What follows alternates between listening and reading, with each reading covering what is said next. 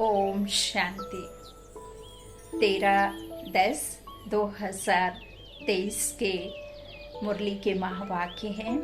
आज के ईश्वरीय महावाक्यों में मीठे प्यारे बाबा ने कहा, मीठे बच्चे धीरज रखो, अब तुम्हारे दुख के दिन पूरे हुए, सुख के दिन आ रहे हैं। निश्चय बुद्धि बच्चों की अवस्था धैर्यवत रहती है। जिस किसी बच्चे को उस एक पर भरोसा होता है, निश्चय होता है कि मेरा साथी स्वयं सर्वशक्तिमान है, चाहे फिर चारों तरफ आग ही क्यों न लगी हो, और यदि वो आग के बीच में भी खड़े होकर के यह निश्चय रखता है कि मेरा भगवान, मेरा बाबा, सर्वोदया सर्वशक्तिमान बाप मेरे साथ है, तो वो अवस्था उन बच्चों की है जिनको बुद्धि से परमात्मा पर निश्चय है, एक बल एक भरोसा। प्रश्न है मुरली का, किसी भी हालत में मुरझाइश ना आए, इसकी सहज विधि क्या है? उत्तर में बाबा ने कहा, ब्रह्मा बाप का सैंपल सदा सामने रखो। इतने ढेर बच्चों का बाप, कोई सपूत बच्चे हैं, कोई कपूत, कोई सर्विस करते, कोई डिसर्विस, फिर भी बाबा कभी मुरझाते नहीं, घबराते नहीं। फिर तुम बच्चे क्यों मुरझा जाते हो? तुम्हें तो किसी भी हालत में मुरझाना नहीं है। गीत है धीरज धर मनवा। ओम शांति। धीरज धर मनवा मनुष्य को नहीं कहा जाता, मन बुद्धि आत्मा में है। मन बुद्धि आत्मा में है, यह आत्मा को कहा जाता है। आत्मा को सिवाय परम पिता परमात्मा के और कोई कह ना सके कि धैर्य धरो, क्योंकि अधीर को ही धैर्य दिया जाता है। दुखी को ही सुख की कामना होगी, जो परेशान होगा उसे ही कोई परेशानी का हल ढूंढने का मन करेगा। तो यहाँ भी बाबा क्या कह रहे हैं, जिसको धैर्य नहीं होगा, अधीर होगा, उसे ही तो धैर्य दिया जाता है। हाँ, अगर ईश्वर सर्वव्यापी है तो उसको अधीर कहा नहीं जा सकता। यदि भगवान कण कण में है, आत्मा सो परमात्मा है, तो फिर वो अधीर कैसे हो सकता है? लेकिन यह तो सत्य ही नहीं है। परमात्मा सर्वव्यापी, ईश्वर सर्वव्यापी है ही नहीं, कण कण में है ही नहीं है। तो मनुष्य इस समय सब अधीर हैं, दुखी हैं, इसलिए धैर्य देने के लिए, सुख देने के लिए बाप आए हैं।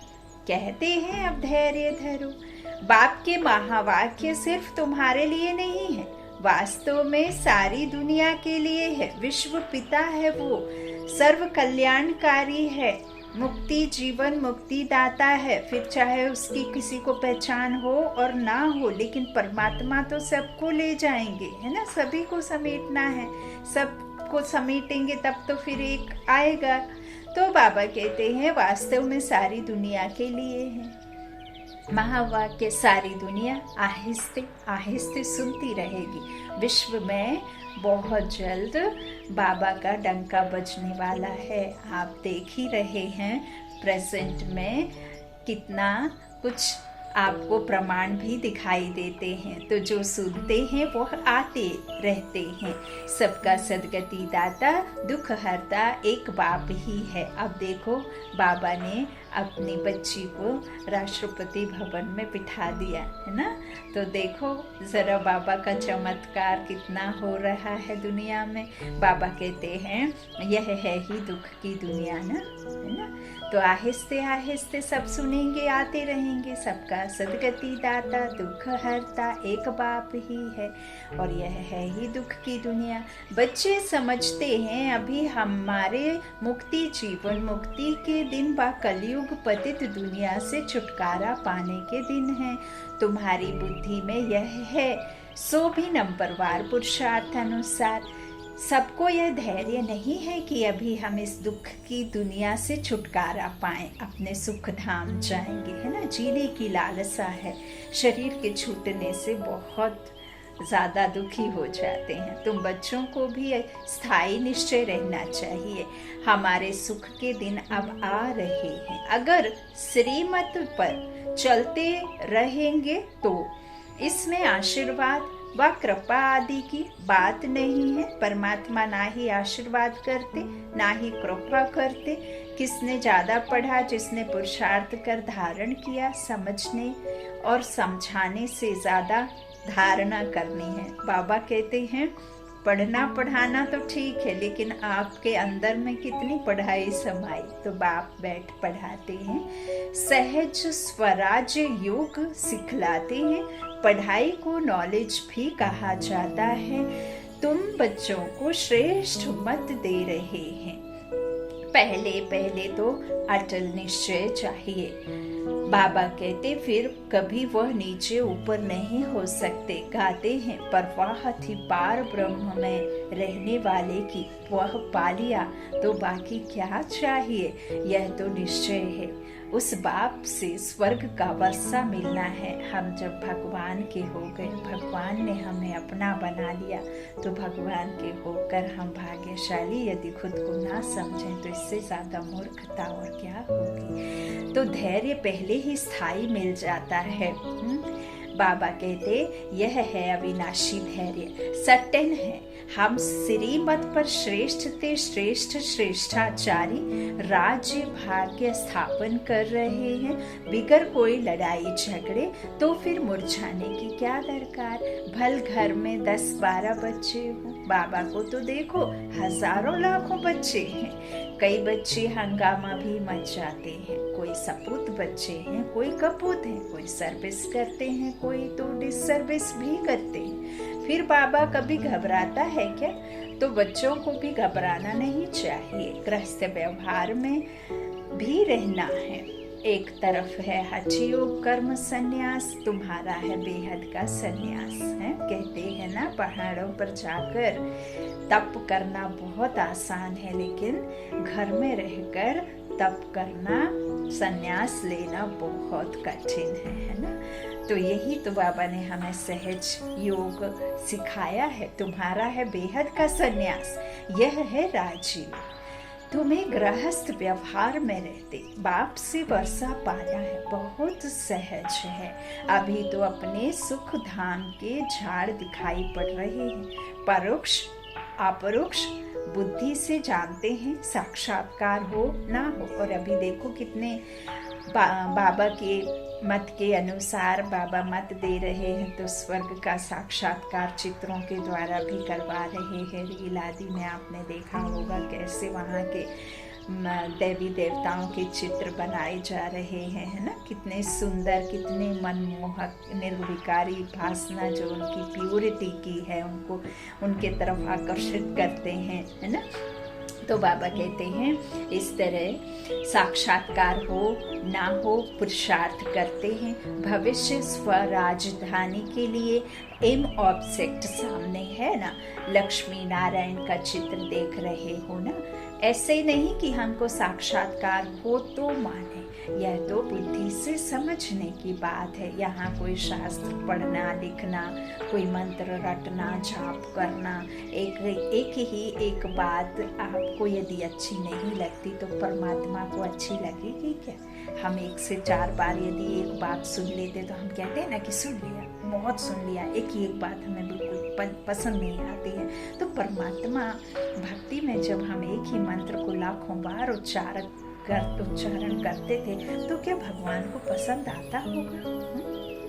भगवान तो हमारे भाव, मन की स्वच्छता, मन की पवित्रता, मन की शुद्धता, मन के जो भाव हैं, जैसे हैं, जिस किसी अवस्था में भी हैं, हर भाव को दिल से परमात्मा सुनता है और दिल की सुनता है। तो बाबा ऐसे कोई लिखा पढ़ी की बात नहीं कहते और ना ही कोई किताबी भाषा को समझने के लिए परमात्मा समझाने के लिए आए हैं। परमात्मा तो आपके मन को पढ़कर मन को पवित्र बनाने आए हैं। तो बाबा कहते हैं इस तरह लक्ष्मी नारायण का चित्र देख रहे हो ना, यह तो बुद्धि से समझने की बात है। इन आँखों से चित्र देख रहे हो ना, इन आँखों से फिर भी यही देखेंगे, राजयोग है ना। देखो ये मुरलियाँ कब की हैं? जब ब्रह्मा बाप थे तब बाबा ने उनके मुख के द्वारा कही, और देखो अभी का बाबा प्रेजेंट की स्थिति भी उस समय लिख दिया।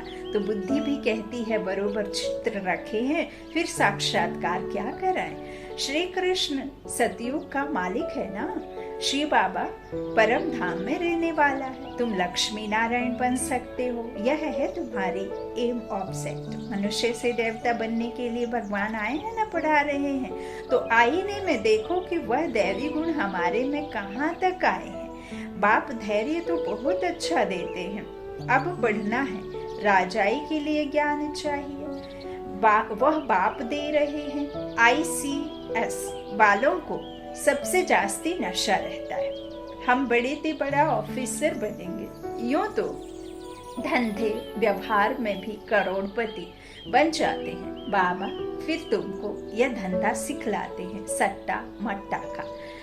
तुम बाप को कोड़ियां देते हो, उनके एवज में 21 जन्मों के लिए बाबा तुमको स्वर्ग का मालिक बनाते हैं। यह सौदागरी भी है तो पढ़ाई भी है। सिर्फ सौदागरी से काम नहीं, वर्ल्ड की हिस्ट्री ज्योग्राफी का भी नॉलेज चाहिए ना। स्वादर्शन चक्रधारी भी बनना है, स्व का दर्शन भी करना है कि आत्मा ने कैसे 84 के चक्र में आई। तो जितना पढ़ेंगे उतना उच्च पद पाएंगे। स्वर्ग का मालिक तो प्रजा नौकर चाकर भी होंगे। अभी भी सब कहते हैं ना भारत हमारा देश है, बाकी सब विदेश हैं, परंतु राजा और प्रजा में तो बहुत फर्क है कि नहीं। बाप कहते हैं जितना हो सके ऊंच से ऊंच पद पाओ, माता पिता समान पुरुषार्थ करो। समझा जाता है सब तो गद्दी पर नहीं बैठेंगे, फिर भी रेस करानी पड़ती है। नंबरवार पुरुषार्थ अनुसार ही राजाई पाएंगे। जिनका जो पुरुषार्थ कल्प पहले वाला है वह साक्षी हो देखते हैं, फिर किसी का पुरुषार्थ ठंडा देखते हैं तो तीव्र बनाया जाता है। तुम्हारा तो पुरुषार्थ बहुत ठंडा दिखाई पड़ता है, तुम्हारा ममत्व लगा हुआ है। ट्रस्टी बनाया फिर ममत्व क्यों? कह दिया कि बाबा सब कुछ तेरा है और अगले ही पल धन कोई ले जाने लगा, कहीं खर्च होने लगा तो वो मेरा धन मेरा खत्म हो गया। हाँ, बच्चों में प्रीत लगी रहती है, एक पल में बाबा के बन गए, दूसरे ही पल मेरा बच्चा मेरा ये मेरा हुआ। तो बाबा कहते हैं ममत्व क्यों? जब एक बार ट्रस्टी बना दिया, सौंप दिया, तो तुम श्रीमत पर चलो। पूछते हैं बाबा मकान बनाओ? हाँ, क्यों नहीं बनाओ, भला आराम से बैठो। हाँ, बाकी थोड़े रोज ये छीछी दुनिया है, भला आराम करो, बच्चों आदि की शादी करो। देखो बाप कोई पैसा नहीं लेते हैं, वह तो दाता है। शिव बाबा ने इस सभी बच्चों के रहने के लिए यह मकान बनाया है, अपने रहने लिए तो यह शरीर निमित्त बनाया है। देखो बाबा को कितनी जगह चाहिए। हाँ, भ्रकुटी के सिंहासन पर आकर अकाल तख्त पर वो विराजमान हुए, कितनी सी जगह लगी। अब परमात्मा कहते हैं जो इतने बड़े सेंटर्स बनाए, इतना बड़ा मधुबन में मैंने इतना कारोबार किया, घर मकान बनाए, तो वो किसके लिए? मैं तो परमात्मा हूँ, मैं तो इस तन की कुटिया में आया हूँ, इस तन रूपी कुटिया में। तो मैं क्या करूँगा? इधर तो मुझे रहना नहीं, थोड़े समय के लिए आया, मुरली ज्ञान चलाई चला गया, है ना। तो मुझे रहना सदा के लिए थोड़े ना है। तो बाबा क्या कहते, मुझे कितनी जगह, मेरा तो ये शरीर निमित्त है बस, बाकी तुम सब बच्चों के लिए है। तो जीव आत्माओं को तो जरूर रहने के लिए मकान चाहिए। यदि शरीर है आत्मा के साथ में तो ऐसे तो नहीं प्रकृति के बीच में जाके घुस जाएंगे, है ना। तो उनके लिए तो मकान चाहिए। तो देखो बाबा ने बनवाए हैं, तो तुम बच्चों के लिए बना रही हैं। बाबा भी इस मकान में बैठी है ना, शरीर रूपी मकान में। तो यह तुम जानते हो, हमारा वह है आत्माओं का बाप और यह है शरीर का बाप। तुमको अडॉप्ट किया है, तुम हमारे बच्चे हो। मम्मा बाबा कहते हो ना, इसको गोद लेना कहा जाता है। प्रजापिता ब्रह्मा को इतने बच्चे हैं तो जरूर गोद के लिए होंगे, गोद के ही होंगे, गोद के ही बच्चे होंगे। तुम बच्चों को अडॉप्ट करते हैं। सरस्वती भी बेटी है ना। यह है बड़ी गुहा बातें समझने की। गीता भागवत आदि तो तुम भी पढ़े हो, यह बाबा भी पढ़ा है, परंतु अब तो श्रीमत मिलती है ड्रामानुसार।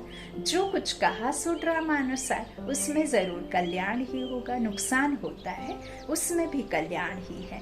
हर बात में कल्याण है। शिव बाबा है ही कल्याणकारी, उनकी मत अच्छी है।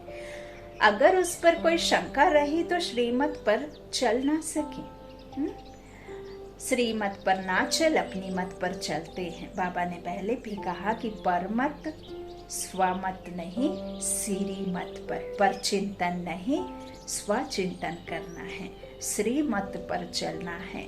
तो बाबा कहते हैं अगर उस पर कोई शंका रही तो श्रीमत पर ना चल, अपनी मत पर चलते हैं, इससे धोखा खाएंगे। फिर शिव बाबा क्या करें, कदम कदम पर राय पूछना है। कई कई बच्चे बिल्कुल मुरलियाँ नहीं सुनते हैं, फिर प्रश्न करते हैं, जबकि बाबा तो मुरलियों में ही उत्तर देते हैं। चाहे कैसी भी बात हो, चाहे कैसा भी प्रश्न हो, कैसी भी मुश्किल समस्या आई हो जीवन में, बाबा ने आज देखो बच्चों की शादी के विवाह के लिए माताएं पिता परेशान रहते हैं, घर बना लें कि नहीं बना लें, दुनिया का ड्रामा है, दुनिया खत्म होने वाली है। जब बार बार विनाश की बातें लिखते हैं तो कंफ्यूज हो जाते हैं। तो देखो आज बाबा ने उत्तर दिया, फिर सुनते नहीं हैं, और जब बैठते हैं सुनते भी हैं तो मन यहाँ वहाँ भटकता है, बुद्धि कहीं और लगी होती है, सिर्फ शरीर वहाँ रहता है। तो जब आपकी बुद्धि और मन यहाँ वहाँ रहेगा तो मुरली में प्रश्न के उत्तर आएंगे भी तो सुन कैसे पाएंगे। तो बाबा क्या कहते हैं कि इसीलिए फिर धोखा खाते हैं। कदम कदम पर राय पूछना है। सुप्रीम पंडा तो बैठा है। बहुत बच्चे यह बात भूल जाते हैं क्योंकि योग में नहीं रहते हैं। योग माना याद में नहीं रहते हैं ना। योग अथवा याद को ही यात्रा कहा जाता है। याद नहीं करते तो समझे हम रेस्ट ले रहे हैं। यात्रा पर जाकर कोई रेस्ट लेते हैं? तुम भी अगर रेस्ट लेते हो, याद नहीं करते हो, तो विकर्म भी विनाश नहीं होंगे और आगे भी नहीं बढ़ेंगे। याद नहीं करते तो नजदीक नहीं आते, आत्मा थक जाती है, बाप को भूल जाती है। बाप कहते हैं तुम यात्रा पर चल रहे हो, रात को तो तुम रेस्ट लेते ही हो। ऐसे नहीं कि रात को तुम नींद में हो तो यात्रा पर हो, नहीं, वह रेस्ट है। जब जागते हो तब यात्रा पर हो। सोने के बाद तो वैसे भी हम मन बुद्धि से कहीं नहीं जा सकते, तो जागते ही हम परमात्मा के पास जा सकते हैं, है ना। तो बाबा कहते हैं कि आप सोते वक्त थोड़े ना यात्रा पर रहते हो, तब तो शरीर आपका विश्राम करता है। तो बाबा कहते कि रात को तो तुम रेस्ट लेते हो, ऐसे नहीं कि रात को तुम नींद में हो तो यात्रा पर हो, नहीं, वह रेस्ट है। जब जागते हो तब यात्रा पर हो। नींद में कोई विकर्म विनाश नहीं होंगे, बाकी हाँ दूसरे कोई विकर्म होते नहीं हैं तो बाप सभी बातें समझाते हैं, परंतु कोई अमल में भी जब लाए। ढेर पॉइंट बतलाते रहते हैं। बैरिस्ट्री की पॉइंट्स तब बुद्धि में आती हैं जब वह बैरिस्ट्री पढ़ते हैं, डॉक्टरी व इंजीनियरिंग पढ़ते हैं, फिर वह डॉक्टर अथवा इंजीनियर आदि बनते हैं। टीचर की पढ़ाई करनी पड़ती है, हाँ, तब टीचर बनते हैं। तो बिजनेस के लिए भी आपको एक पढ़ाई पढ़नी पड़ती है, तब आपको उसका आइडिया आता है। ऐसे तो नहीं कि बिना कुछ करे ही सब आ जाएगा। तो जो जैसा कोर्स करते हैं वैसा बनते हैं। अब यहाँ कोई डॉक्टरी, बैरिस्टरी, इंजीनियरिंग के लिए थोड़ी पढ़ाई पढ़ाते बाबा, तो आपको मनुष्य से देवता बनाने के लिए पढ़ाई पढ़ाते हैं। तो यहाँ तो एक ही कोर्स है, चलते चलो। तुम्हारे सिर पर जन्म जन्मांतर के पापों का बोझा बहुत है ना। और जब तक वो पापों का बोझा खत्म नहीं होगा, जब तक आपके अंदर वो धारणा नहीं होगी, वो दैवत गुण नहीं आएंगे, जब तक आपके अंदर सद्गुण नहीं आएंगे, आत्मा आपकी पवित्र नहीं बनेगी, तब तक पावन तन भी तो नहीं मिलेगा। और जो सजाएं खा करके आत्मा पवित्र हो जाएगी, तब तो वो मुक्ति में जाएगी। तो बाबा कहते जो पापों का बोझा है जन्म जन्मांतर का, उनको विनाश करने का उपाय एक ही है, बाप को याद करना, नहीं तो पद भ्रष्ट हो पड़ेंगे। माला बनी हुई है ना, 9 रत्नों का भी गायन है, यह कहाँ से आए सो मनुष्य नहीं जानते। 8 रत्न हैं जो रुद्र की माला बनते हैं। तो पुरुषार्थ अच्छा करना चाहिए, हाथ में लेकर माला जाप करने वाली माला की बात नहीं है। जो सतयुग में 8 रत्न जो पिरोए जाते हैं उसको माला कहते हैं, और जो 9वां रत्न है वो शिव बाबा हैं। जहाँ हम माला को खत्म करते हैं, फूल रखा रहता है, तो वो आंखों में और माथे में मुख से चूमते हैं, है ना। तो यहाँ बाबा हमें प्रैक्टिकल में माला के बारे में समझा रहे हैं। कोई जाप करने वाली माला से कोई शुद्धता या कोई पवित्रता नहीं आती है। बाबा कहते हैं 8 रत्न हैं, जो 8 रत्नों की धातु की अंगूठी पहनते ना, उससे कुछ नहीं होता। तो बाबा कहते हैं 8 की माला में भी अभी 1-2 बाकी हैं, तो उसके लिए पुरुषार्थ करो।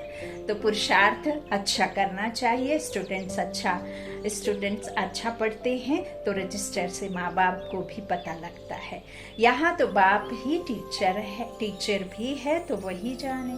तुम पढ़ते ही हो बाप के पास, रजिस्टर का भी उनको पता पड़ता है। तुम भी अपनी रजिस्टर को समझ सकते हो, कहाँ तक हमारे में गुण है, मैं औरों को कहाँ तक आप समान बनाता हूँ। इतनी ताकत है जो कोई सामने देखे उनको शरीर भुला दे। इतनी ताकत देखो कितना चाहिए। तो कहा जाता है हिम्मते मर्दे मदद खुदा, हिम्मते मर्दे मदद खुदा।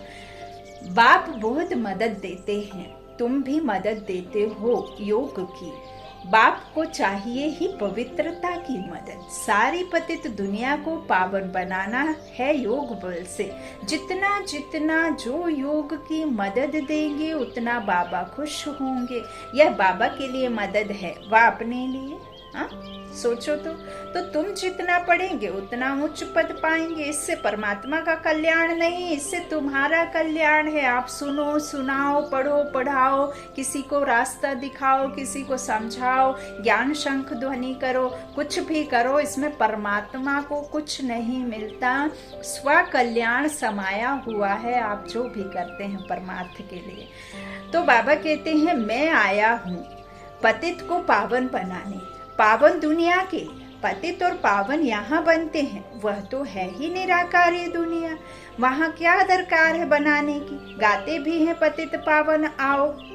बाबा कहते समझते नहीं है कि पावन दुनिया विकारों किसको कहा जाता है। हा? तो सीता को रावण की जेल से दुख से छुड़ाया तो फिर सुख चाहिए। औरों को शांति बहुत मिलती है, सुख थोड़ा मिलता है। तुमको सुख भी बहुत मिलता है तो दुख भी बहुत मिलता है। पिछाड़ी में जो आत्माएं आती हैं, थोड़ा पाठ बजाए वापस चली जाती हैं। बाबा ने पहले भी कहा सबसे जास्ते 84 जन्म, फिर 1-2 भी, तो 1-2 जन्म भी लेते हैं। थोड़ा समय आया यह गया। तो बाबा कहते जिनके 1-2 जन्म हैं उनका समय थोड़ा है, आया और गया। तुम्हारे तो 84 जन्मों की बात है, उनकी 1-2 जन्म की बात है। तुम 84 जन्मों को जानते हो। चक्र को जानने से चक्रवर्ती राजा बनते हो, वह थोड़े ही बन सकेंगे।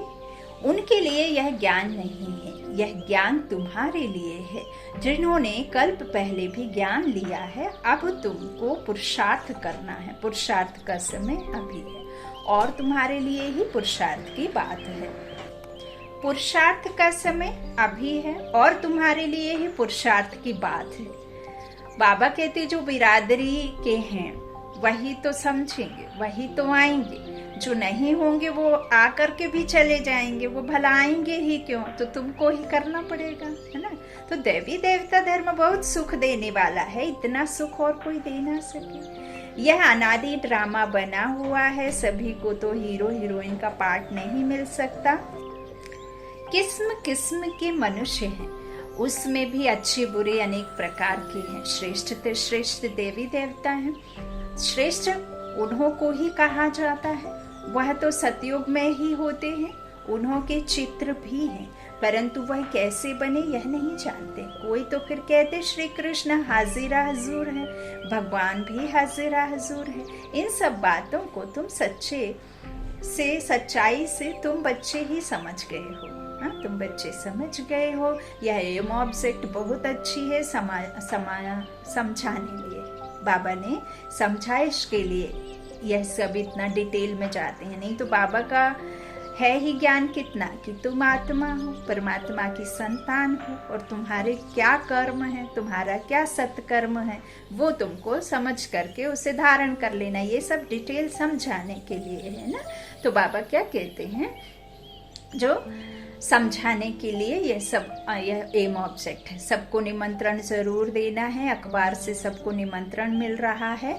अभी बाकी टाइम बहुत थोड़ा है, गई ज्यादा बची थोड़ी। अब तक बच्चे यात्रा करते करते थक जाते हैं तो बैठ जाते हैं, माया के तूफान सहन नहीं कर सकते हैं। युद्ध के मैदान में माया तो जरूर पकड़ेगी, रुस्तम से रुस्तम होकर लड़ेगी, जोर से तूफान आएंगे। फिर कहते हैं जब से ज्ञान में आया हूँ तो विघ्न बहुत पड़ते हैं।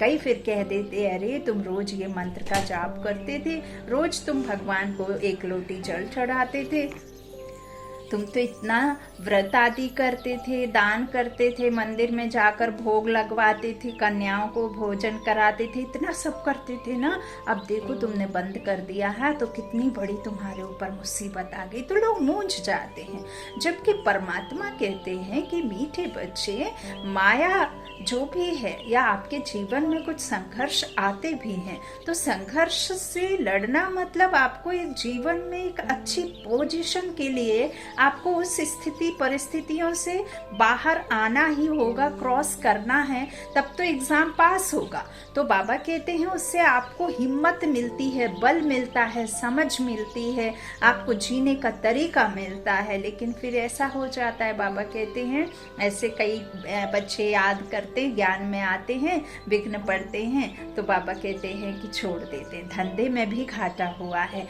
बाबा कहते हैं ऐसे मत समझो, ज्ञान में आए हैं तब विघ्न पड़ते हैं, यह तो दुनिया में होता ही रहता है। क्या आपने पूजा पाठ करते समय आपके घर में ऐसा है कि किसी को बीमारी नहीं, कोई परेशानी नहीं, कोई कुछ आया ही नहीं जीवन में, कभी बच्चे बीमार नहीं पड़े या कोई विघ्न नहीं आया? आते हैं, ये तो जीवन है। तो बाबा कहते हैं ये तो पढ़ते रहते हैं, तो तब विघ्न पड़ते हैं, ज्ञान में आए ऐसा नहीं। तो यह तो दुनिया में होता ही रहता है, इनसे डरना नहीं है। कभी चक्र की दशा, कभी राहु की, कभी किसकी दशा बैठती है, चलते चलते फांग हो जाते हैं। राहु की दशा कड़ी होती है, माया खा जाती है तो काले का काला बन जाते हैं। माया थप्पड़ लगाए एकदम काला मुंह कर देती है। माया की भी जीत होगी, सिर्फ बच्चों की जीत हो फिर तो झट राजधानी स्थापन हो जाए। अब जिसकी दुनिया में हो वो तो पूरी कोशिश करेगा ना कि मैं अपने तरफ ही खींचूं। तो उस्ताद को भूल जाते हैं तो माया थप्पड़ मारती है, उस्ताद का हाथ पकड़े रहो। ऐसे रूहानी साजन को सजनी भूल जाती है, यह भी वंडर है ना। अच्छा, मीठे मीठे सीखी लादे बच्चों प्रति माता पिता बाप दादा का याद प्यार और गुड मॉर्निंग। रूहानी बाप की रूहानी बच्चों को नमस्ते। हम रूहानी बच्चों की रूहानी माता पिता बाप दादा को याद प्यार और गुड मॉर्निंग। शुक्रिया बाबा, शुक्रिया। धारणा के लिए मुख्य सार। पहला, बाबा ने कहा योग बल से पतित दुनिया को पावन बनाने में बाप का मददगार बनना है। याद की यात्रा में रेस्ट नहीं लेनी है, ऐसी याद हो जो सामने वाला अपना शरीर भी भूल जाए। दूसरा, श्रीमत में कभी भी शंका उठाकर अपनी मनमत नहीं चलानी है। हर बात में राय लेते उसमें अपना कल्याण समझकर चलना है। वरदान है, सहयोग की शुभ भावना द्वारा रूहानी वायुमंडल बनाने वाले मास्टर दाता भव। जैसे प्रकृति अपने वायुमंडल के प्रभाव का अनुभव कराती है, कभी गर्मी कभी सर्दी, ऐसे आप प्रकृति चित सदा सहयोगी सहजयोगी आत्माएं अपनी शुभ भावनाओं द्वारा रूहानी वायुमंडल बनाने में सहयोगी बनो। वह ऐसा है, वह ऐसा करता है, यह नहीं सोचो कैसा भी वायुमंडल है, व्यक्ति है, मुझे सहयोग देना है। दाता के बच्चे सदा देते हैं, तो चाहे मनसा से सहयोगी बनो, चाहे वाचा से, चाहे संबंध संपर्क के द्वारा, लेकिन लक्ष्य हो सहयोगी जरूर बनना है। स्लोगन इच्छा मात्रम अविद्या की स्थिति द्वारा सर्व की इच्छाओं को पूर्ण करना ही कामधेनु बनना है। इच्छा मात्रम अविद्या की स्थिति द्वारा सर्व की इच्छाओं को पूर्ण करना ही कामधेनु बनना है।